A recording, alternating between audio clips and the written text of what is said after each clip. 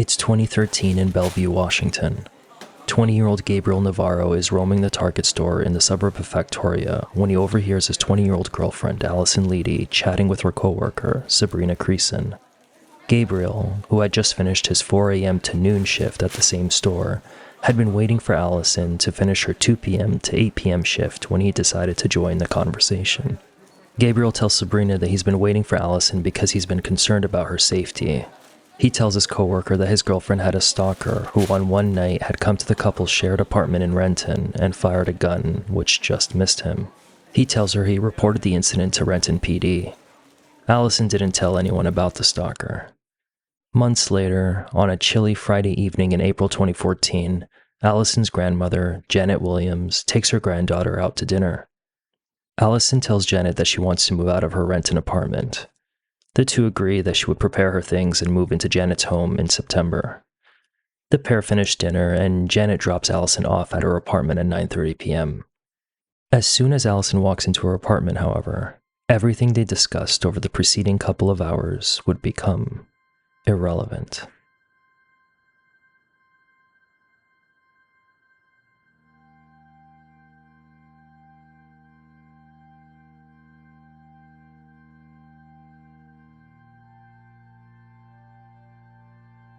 At 11:50 a.m. the next morning, April 12, Renton police officers were dispatched to the apartment at 1300 South Eagle Ridge Drive after receiving a suspicious circumstances call. The call came from a man who admitted he had killed a female inside the apartment. He told police he was armed with a Glock handgun. He warned police not to open the bedroom door or else a propane tank might go off. At the same time, Allison's grandfather, Mark Williams, called police to tell them that he had received a text message telling him that, "If you are getting this, you are responsible for Allison's death." Concerned about a possible propane tank in the unit, police surrounding the apartment fired less lethal rounds into the front and rear windows to ventilate it, after which the assailant had given up and surrendered to police. When they entered the apartment, police found Allison Leedy laying face down with her arms above her head and her face buried in the blood that came seeping from her nose. She had scratches on her neck and had urinated on herself as she was being attacked. She had been strangled to death. The medical examiner found what was described in court documents as an extraordinary volume of what is called petechia. Petechia are pinpoint round spots that come from bleeding of the skin and emerge when blood is trapped in the head and not allowed to return to the heart. It was determined that Allison had so many spots because the assailant had squeezed and then released their grip from her neck several times. The medical examiner said it was the most he had ever seen on a victim. The repeated pattern of squeezing and releasing, the state argued, showed that the assailant wanted to show her that he could control when she lived and when she died.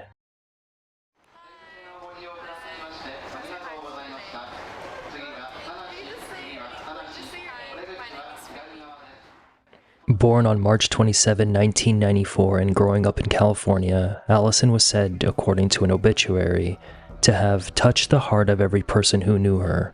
She had a gentle kindness that warmed the heart.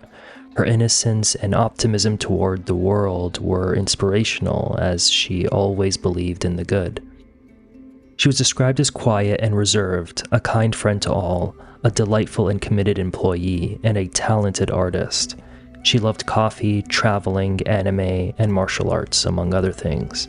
She had excelled at her job at Target and Starbucks, from which she was recognized with awards. She was meticulous and serious about work. She studied how to make coffees, taking detailed notes. Both workplaces commemorated her. Allison went to Franklin High School in Stockton, California, where she excelled in the International Baccalaureate program, according to local paper recordnet.com, citing 2 Franklin teachers. She was a talented young artist who was very sweet-hearted and soft-spoken, one of the teachers said. We were all rooting for her to go to art school. She was just a tremendous talent. You just knew that girl was going places. You could just imagine her in New York or San Francisco with her own art gallery, being creative and doing amazing things. A teacher who taught her English as a sophomore added, she was a good student, and like most of our IB students, she was motivated. She was one of those people who always had a smile on her face, always seemed happy, was always kind to everyone, just a nice, sweet, innocent, happy person. When she moved to Washington in 2013, Allison wrote in a document outlining her short and long-term goals that she wanted to get her GED, an alternative to getting a traditional high school diploma. That's because in the spring of 2012, about 2 months before she was set to graduate, the 18-year-old who excelled in her classes dropped out of school. Gabriel Navarro had contacted his biological father, Salvador, in March 2012 about a visit he planned to make from California. The 20-year-old high school dropout had never actually met his father before this, but his situation required him to do so because he wanted out of the Golden State. Gabriel told Salvador when he visited him for an initial 2-week stay in Fairfield, Ohio, that he wanted to get his girlfriend Allison Leedy out of California because her family had kicked her out of the house. He wanted to settle down with her in Ohio and they needed a place to stay. Meanwhile, Allison's parents David and Noriko had entered Allison's bedroom to find her cell phone broken and burned. They didn't know where she had gone. 4 days prior, on March 27, 2012, they threw an 18th birthday party for her. She had been living with them and her siblings in the home before she just vanished. They had spent weeks searching for her, only to later find that she had fled with Gabriel to Ohio, staying in his father's 2-bedroom trailer at 4890 Dixie Highway. So Allison's parents traveled to Ohio to see her. Gabriel had been looking out of the trailer's window when he saw the Leedy car pulling into the lot. He then took Allison to their bedroom to hide and then called the police to report that David had a gun.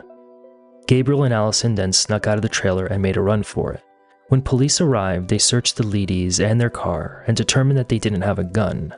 It was after that the Leedys and the Sandovals greeted each other. Gabriel and Allison then came back to the trailer.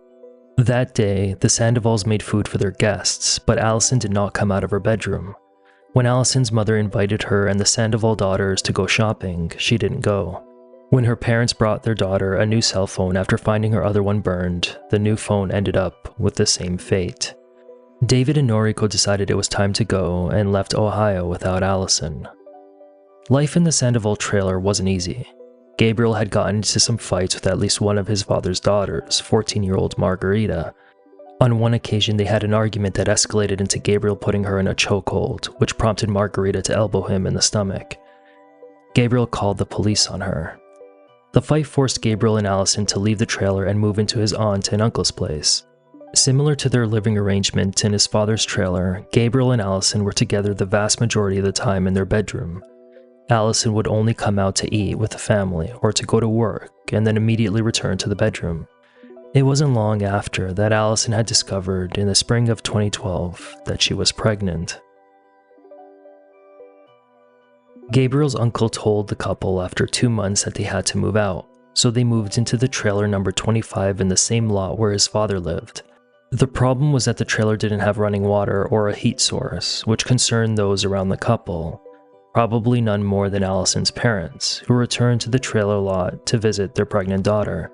David and Noriko purchased a number of things for the property to improve the living situation for their daughter and her boyfriend, including items for the baby, a vacuum, and other household stuff. Both Allison and Gabriel took up jobs at the Burger King at 7321 Dixie Highway, about 4 miles from the trailer lot they lived in. One night, the couple got a ride from a woman named Betsy May, who was their manager at the restaurant. When she saw the trailer they were living in and learned it didn't have running water or electricity, she told them they cannot bring home their baby in this environment. She invited them to stay at her residence until the baby was born. The couple agreed and moved into her home in January 2013. While living at Betsy's home, the pair were always in their bedroom except to go out for occasional meals or to go to work.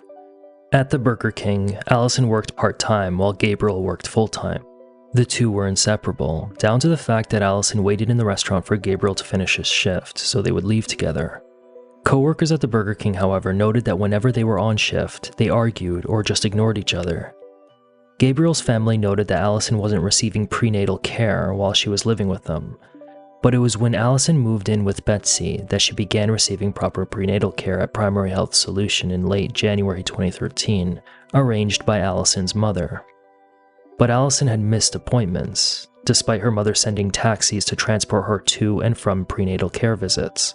On February 17, 2013, 5-pound Madeline was born at the hospital, where Betsy would see her for the last time. Co-worker Imran Frederick had moved into trailer number 25 with Allison and Gabriel between January and March 2013. He said he had overheard Gabriel talking on the phone with someone about getting $3,500 for baby Madeline. Imran said Gabriel thought this was cause for celebration and invited him out to Waffle House, where he tipped the waitress $150. Gabriel had seemingly always been skeptical about the baby being his, and he claimed to Betsy that a paternity test done at the hospital showed that the baby wasn't his. He told her that he put the baby up for adoption. He told co-workers and people around him that he suspected the baby was probably a product of rape by a family member, someone at a party, or through infidelity. Allison did not contradict him. Then in early March 2013, Imran answered a knock at the trailer door. It was a woman who had asked for Allison.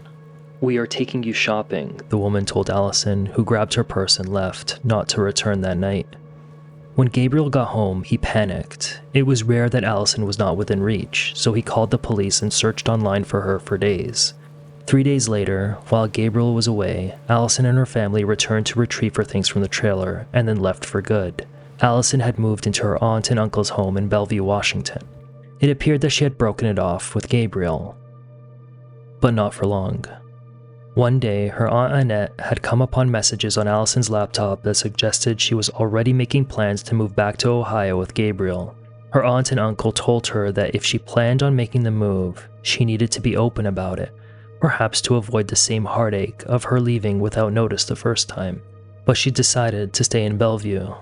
The motivated and driven Allison had restarted on year 1 of her life roadmap. She had first taken up a barista job at the Starbucks in the Lodge on Bellevue Square.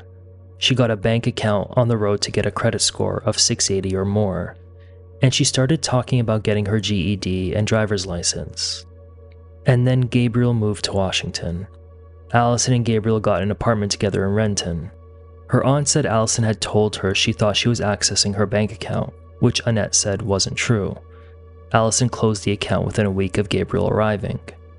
When Gabriel got a job as a stalker and cashier at the Target in Factoria, Allison migrated from Starbucks to the Target to work with him.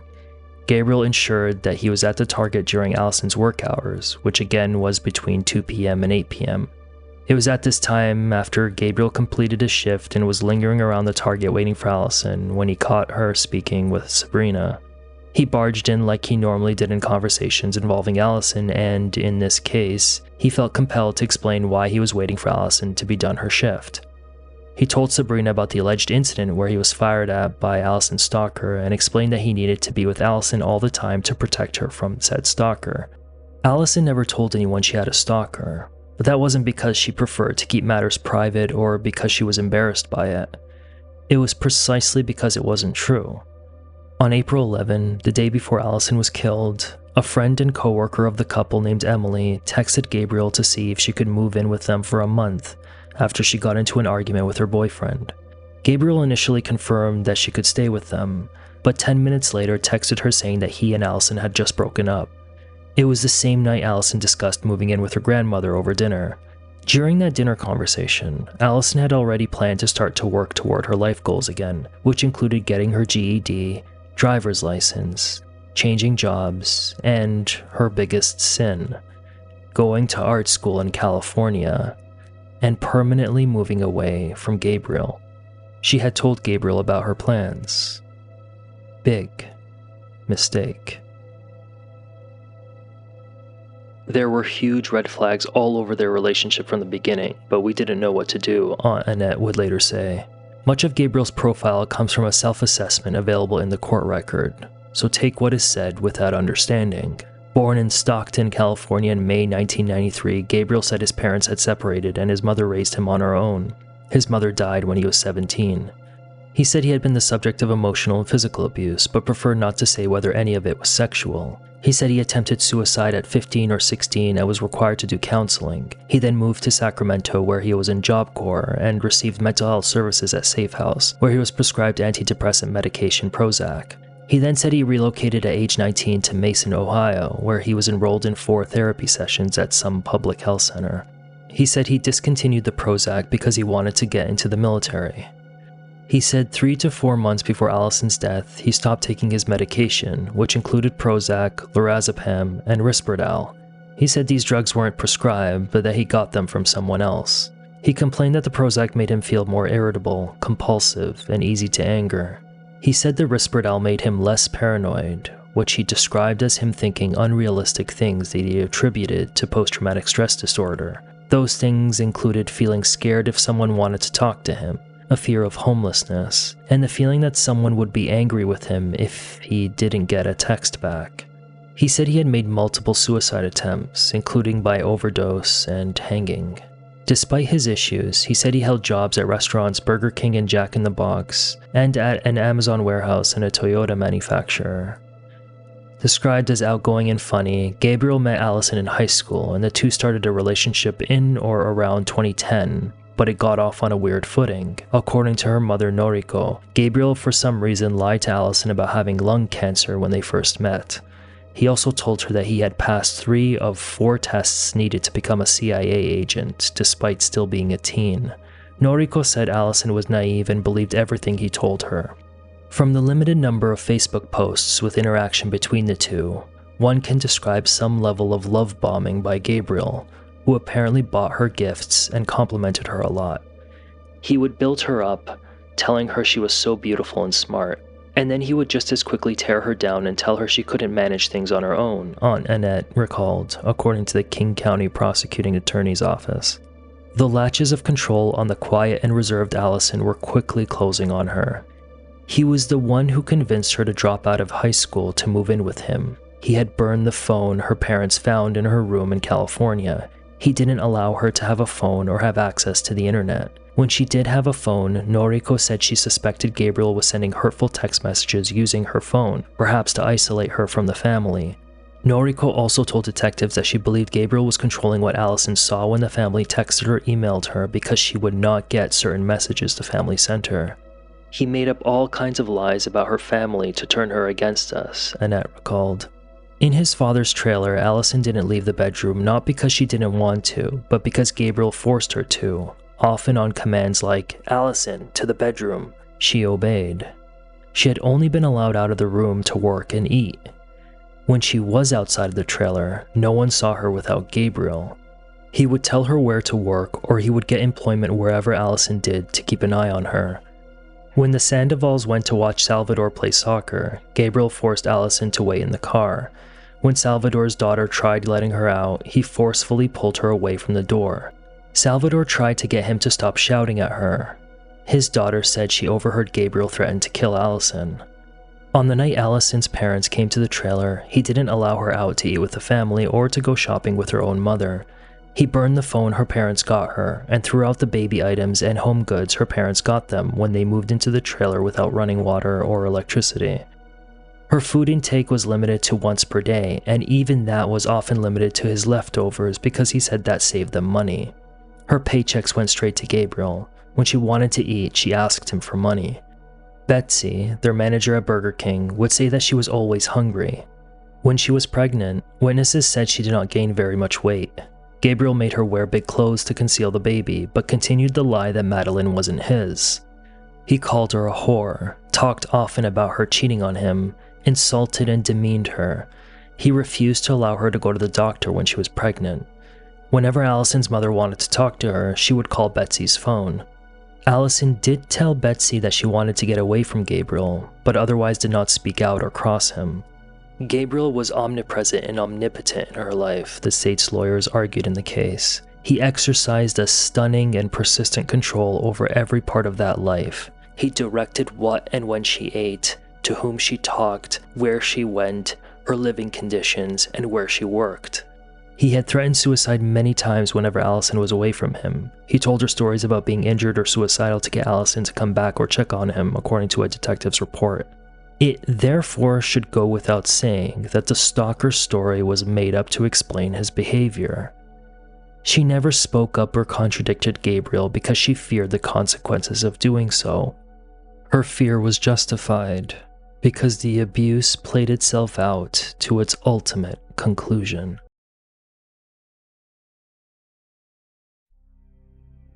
"If you are getting this, then you are responsible for Allison's death," read Gabriel's text on the morning of April 12, 2014, which was sent to Allison's parents and grandparents. "You turned her against me. You abused her heart by offering college if she left me. David, you are a fiend. Miss Leedy, you are a moron. Janet and Mark, you stressed her out with your onslaught of questions." It was more than a year ago from that morning when Allison's father David said he last had direct communication with Gabriel. When David said he was sending the police to the apartment, Gabriel replied, "Good. She's dead. I have the last laugh." David replies, "You're going to jail." To which he says, "No. Hell. You did this." By then, Gabriel had already informed police about what he had done that morning because he was the 911 caller. He lied about propane being in the apartment and him having a gun, but that was expected in hindsight because the foundation of his relationship with Allison was built on lies. And similarly, he murdered Allison the way he controlled her life. By squeezing her neck and releasing, squeezing and releasing, squeezing and releasing, he was telling her he could determine when she lived and when she died. Just like how he told her what and when she ate, to whom she talked, where she went, her living conditions, and where she worked. He blamed her death on his other personality called Frost, which is supposedly a really bad version of Gabriel who is triggered by stress. Allison's plan to leave him to go to school in California over his urging her to go to a school in Washington meant he would lose control over her every move. She may see someone not named Gabriel. She may speak to someone not named Gabriel. She may befriend, even enter a relationship with someone not named Gabriel. All unacceptable in the fantasy world of his making. He said he had no one else in his life after burning bridges with his family. And so his final act was to take out the last person he had any resemblance of a connection with when she rebelled. And so, as it goes, if he couldn't have her, no one could. Gabriel said he tried to kill himself while incarcerated by taking a bunch of aspirin and ibuprofen. He also tried starving himself and lost 40 pounds, saying that it was kind of funny. He complained of feeling depressed, but a psychologist who evaluated him believed he was faking it. He later complained of auditory hallucinations that were critical and intrusive. Despite all that, he ultimately pled guilty and was sentenced to 26 years in prison, the maximum sentence for the crime in Washington. In 2017, he appealed based on ineffective counsel and requested that he withdraw his guilty plea. According to the Washington State Department of Corrections, however, he is currently incarcerated in the Washington State Penitentiary. By pleading guilty, the state argued Gabriel avoided having witnesses detail the full extent of the abuse in a trial setting. Allison's family have made it a ritual to participate under the Team Allison banner, and Goodwill's refused to abuse 5K at T-Mobile Park in Seattle to raise awareness about domestic violence. According to the state's memo for the maximum sentence, Gabriel's final act after years of coercive control and method of abuse was designed to enforce personal obedience that produces a socially constructed inability to escape that is enforced by the woman herself. The state was citing a study on this type of abuse. Such control often, as with this defendant, is accomplished without physical assault. It is any act that causes the victim to do something she does not want to do, prevents her from doing something she wants to do, or causes her to be afraid regardless of whether assault is involved, the state added. This abuse results in the breakdown of the victim's personality in the face of severe external threats, and highlights the extreme emotional and behavioral adaptations to this process, such as guilt, loss of self-esteem, fear of escape, and difficulty planning for the future.